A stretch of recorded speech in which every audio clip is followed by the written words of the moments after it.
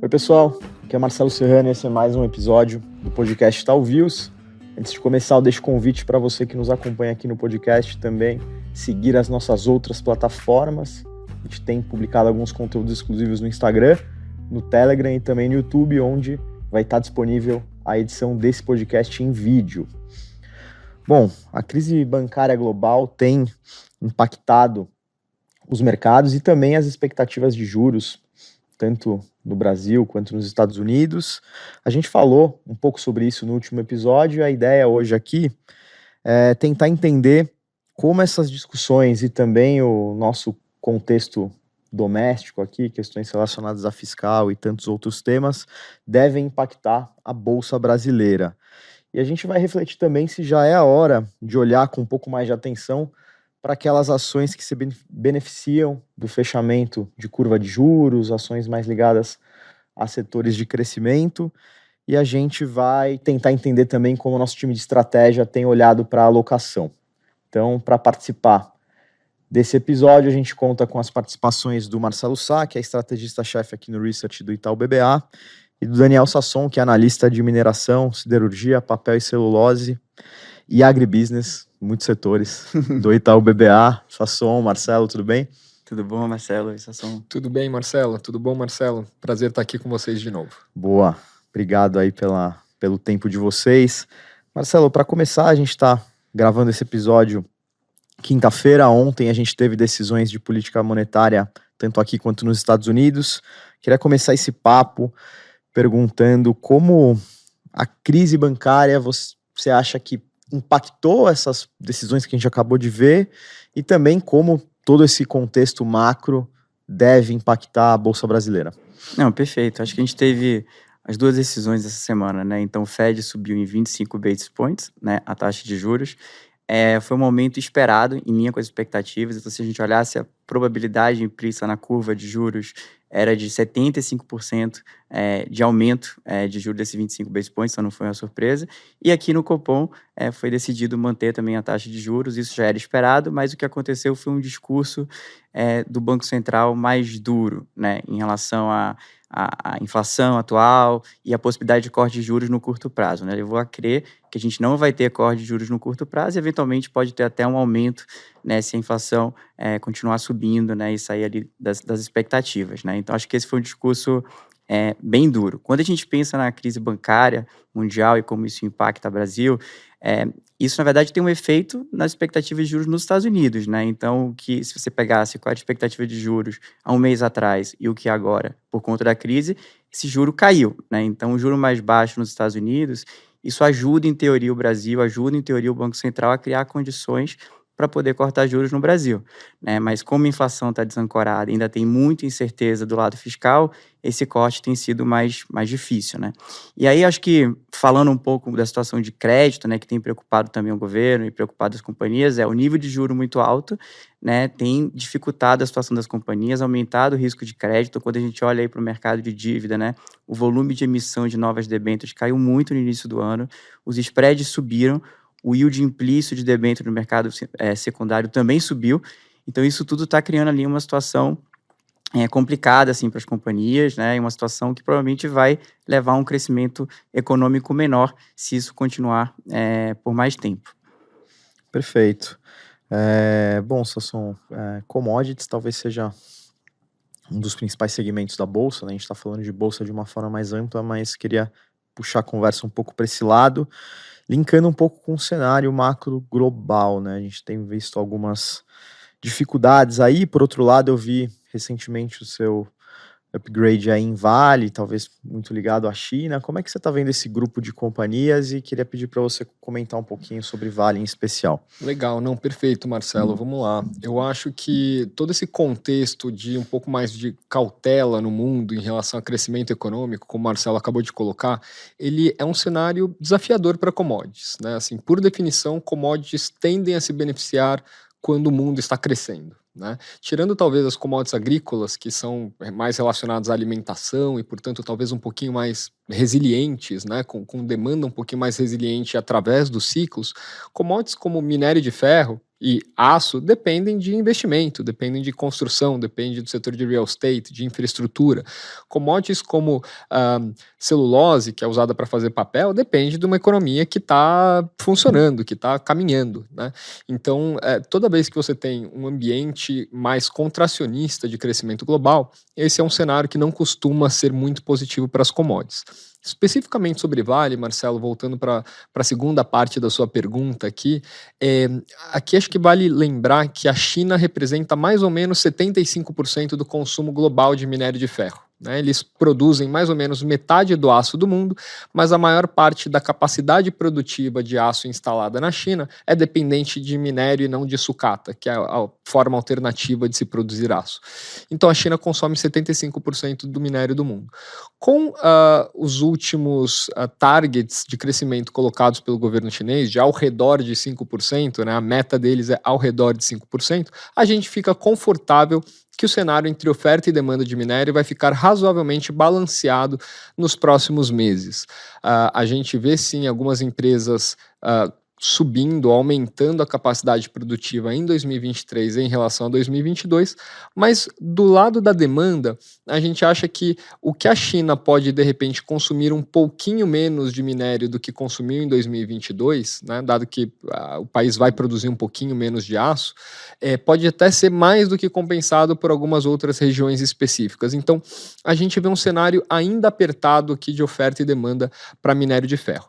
E aí, especificamente para Vale, Marcelo, acho que vale comentar que a gente fez o upgrade, né, da nossa recomendação para outperform, né, para uma recomendação de compra, sem mexer no nosso target. Então, vem muito mais na esteira de uma performance mais fraca da ação nas últimas semanas, o que para a gente, né, na nossa visão, abriu um ponto de entrada interessante no papel, do que uma mudança estrutural super forte com a história, com o case. Né? Então, nos níveis atuais, a gente vê um upside interessante para o nosso target e uma geração de caixa forte o suficiente para a empresa continuar pagando dividendos, devolvendo esse caixa gerado aos acionistas. Então, talvez até uma recomendação, uma mudança de recomendação mais tática, eu diria, do que estrutural. Perfeito. Bom, Marcelo, você comentou quanto não foi surpresa a manutenção da taxa de juros por aqui, mas destacou a comunicação mais dura do Banco Central, deixando claro que não há muita perspectiva para corte no curto prazo. Talvez seja até cedo para a gente puxar essa discussão, mas eu queria entender quais setores e quais perfis de empresas se beneficiariam de um cenário de corte de juros, como é que ficaria essa fila, quem que sai na frente num movimento desse? Não, perfeito. De fato, acho que depois, principalmente do que aconteceu nessa semana, parece que está um pouco mais distante esse cenário para estar posicionado, né, nesse tipo de papel. Né? Quando a gente olha ali para 2016, até ali antes da pandemia, né, a Bolsa performou super bem, porque foi quando você começou a ter corte de juros fortes acontecendo no Brasil. Né? Ela começou a performar bem antes do juro começar a cair, porque a curva futura de juros já estava indicando que você teria corte. Né? Então, esse movimento, às vezes, acontece até um pouco antes do corte efetivo que você vai ter na Selic. Quando a gente pensa nas empresas que se beneficiariam no cenário, seriam as empresas do setor doméstico com duration mais longa. Né? Então, se a gente pegar lá atrás e olhar, bom, das empresas que estão hoje no Ibovespa, por exemplo, quem que se performou muito bem naquela época, né, que outperformou o Ibovespa, a gente tem Exetec, é um exemplo, a gente tem TOTVS, que é um exemplo, a gente tem Renner, que é um exemplo, a gente tem Localiza, que é um exemplo, acho que Rumo é uma que o Luciano vai falar mais à frente também, é uma empresa que se beneficia, sim, de corte de juros, então acho que são empresas que poderiam funcionar nesse cenário, né? Agora a gente tem que esperar ter um pouco mais de notícia do lado fiscal, né? Eu acho que o importante é que acho que em abril deve sair a nova regra fiscal. Era esperado para sair em março, mas isso foi adiado, né? Então, acho que isso cria um pouco mais de incerteza. E, dependendo de como vier essa regra fiscal, talvez a gente tenha uma visibilidade melhor se faz sentido se posicionar agora nesses papéis. Depois eu vou comentar sobre a carteira, mas a carteira hoje ainda está uma carteira mais defensiva, no sentido de ter empresas de duration mais curto, um pouco mais de commodity, do que estar posicionado em empresas mais sensíveis a corte de juros, pelo menos por enquanto. Legal, até antes da gente entrar na discussão da carteira, dando um breve spoiler aqui, aproveitando que o Sasson cobre a companhia que eu vou comentar nesse spoiler, que é a Rumo, e que recém entrou na carteira, queria entender um pouco teu call, a tua visão para o papel, e também propor esse mesmo exercício que eu fiz para o Marcelo, em um cenário de corte de juros dentro do teu universo de cobertura, quais são os nomes que de repente saltariam mais aos olhos, né? Excelente, Marcelo. Acho que a discussão toda de redução de taxas de juros, né, seja no curto prazo ou mais quando você pensa de forma estrutural, a médio e longo prazo, ela tem dois impactos mais importantes. O primeiro é simplesmente nas despesas financeiras, né, no custo de financiamento das empresas. E o segundo impacto é na taxa de desconto que os analistas, ou que o mercado em geral usa para trazer a valor presente os fluxos de caixa gerados no futuro, né, as expectativas de fluxos de caixa a serem gerados nos próximos anos. Dividindo essa discussão em dois, então, no meu universo de cobertura, quando eu penso nas empresas de commodities no geral, talvez a primeira parte seja super significativa, mas menos do que a segunda. Deixa eu explicar. A maior parte das empresas de papel e celulose ou mineração e siderurgia, por exemplo, tem entre 60% e 80% das suas dívidas denominadas em dólar. Então, uma queda da Selic no Brasil ajuda, é legal, mas não é necessariamente o que move o ponteiro.